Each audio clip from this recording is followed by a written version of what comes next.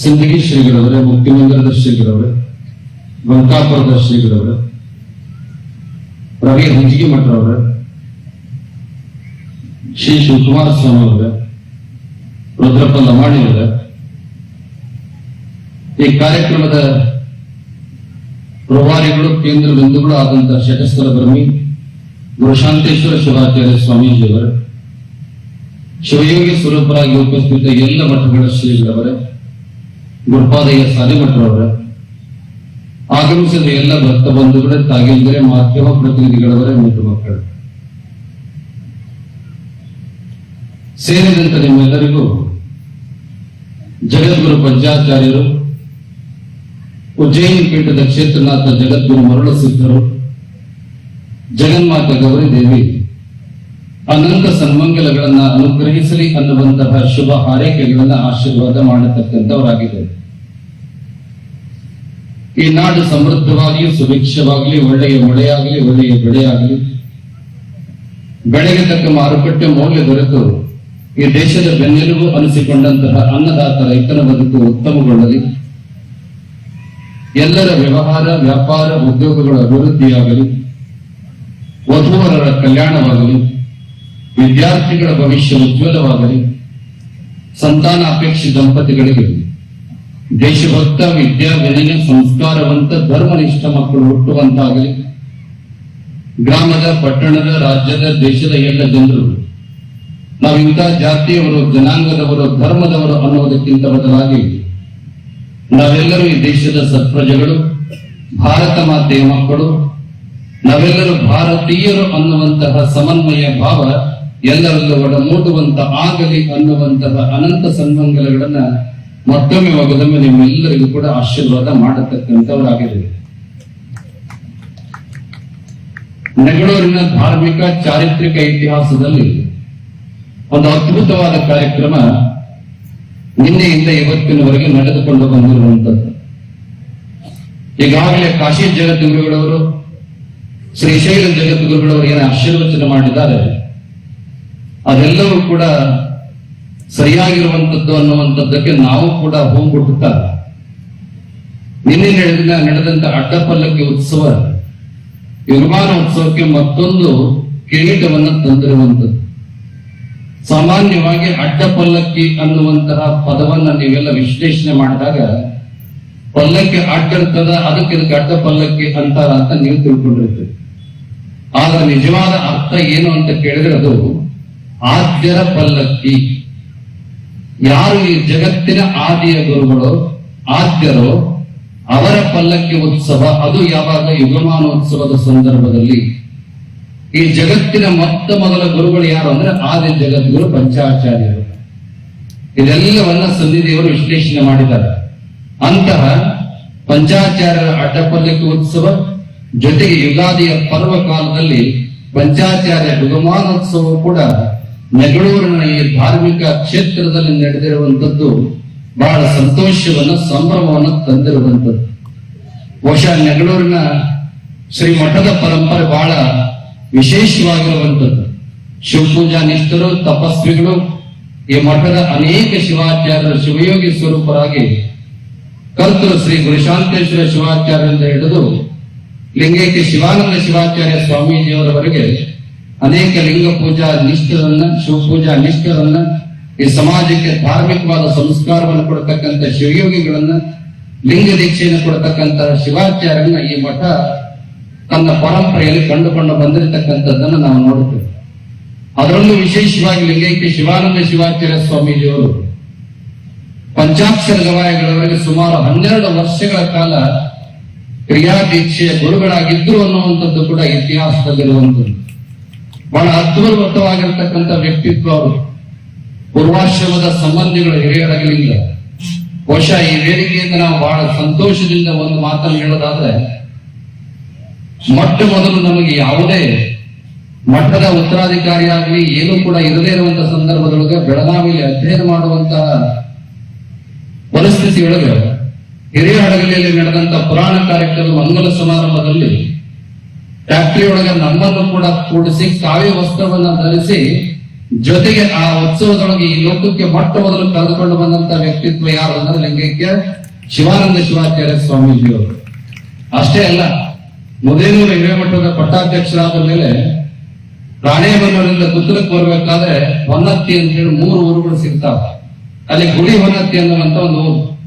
ಪ್ರತಿ ವರ್ಷ ಅಲ್ಲಿ ಒಬ್ಬೊಬ್ಬ ಶಿವಾಚಾರ್ಯನ ಅಡ್ಡಪಲ್ಲಕ್ಕಿ ಮಾಡತಕ್ಕಂತ ಒಂದು ಪರಂಪರೆಯನ್ನ ಲಿಂಗೈಕ್ಯ ಶಿವಾನಂದ ಶಿವಾಚಾರ್ಯ ಸ್ವಾಮೀಜಿಯವರು ಹಾಕೊಂಡು ಬಂದಿದ್ರು.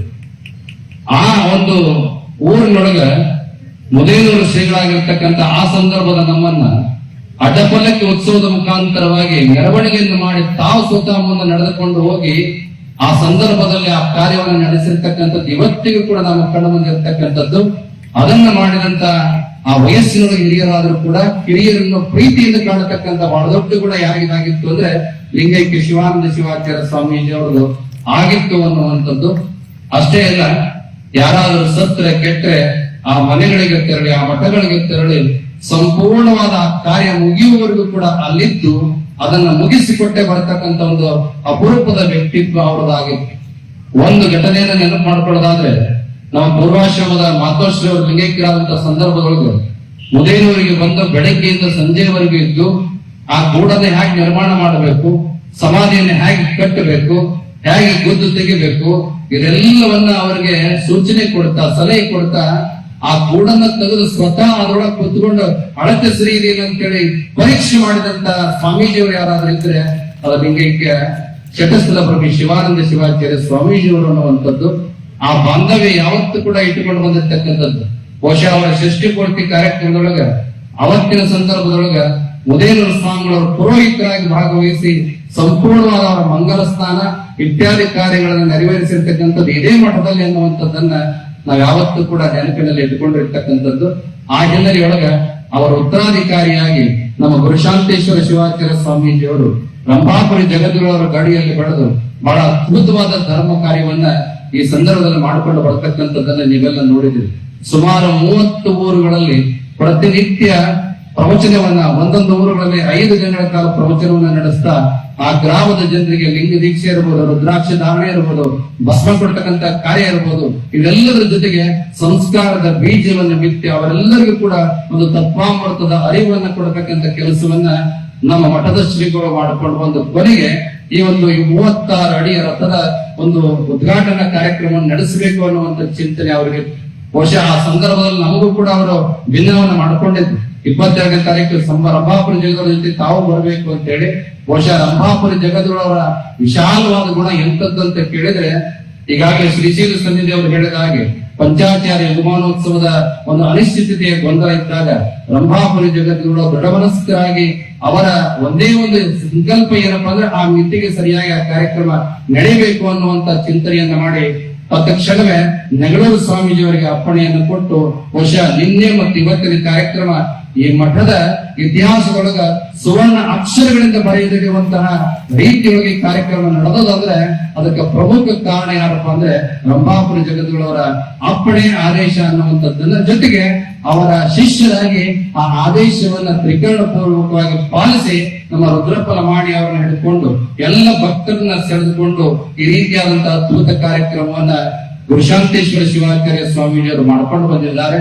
ಬಹುಶಃ ಈ ಮಠದ ಈ ಕಾರ್ಯಕ್ರಮ ಕೇವಲ ಯುಗಮಾನೋತ್ಸವದ ಕಾರ್ಯಕ್ರಮಕ್ಕೆ ಮಾತ್ರ ಸಾಕ್ಷಿಯಾಗಿಲ್ಲ, ಬಹುಶಃ ಪಂಚಸೂತ್ರಗಳಿಗೆ ಒಂದು ಅದ್ಭುತವಾಗಿರತಕ್ಕಂತಹ ಒಂದು ಪರಿಕಲ್ಪನೆಯನ್ನು ನೀಡಿ 5 ವರ್ಷಗಳ ತಪಸ್ಸಿನ ಸಾಕಾರವಾಗಿ ಏನು ವೀರಶೈವ ಪಂಚಸೂತ್ರೀಯ ಪ್ರವಚನ ಗ್ರಂಥ ಹೊರಗೆ ಬಂದಿದೆ.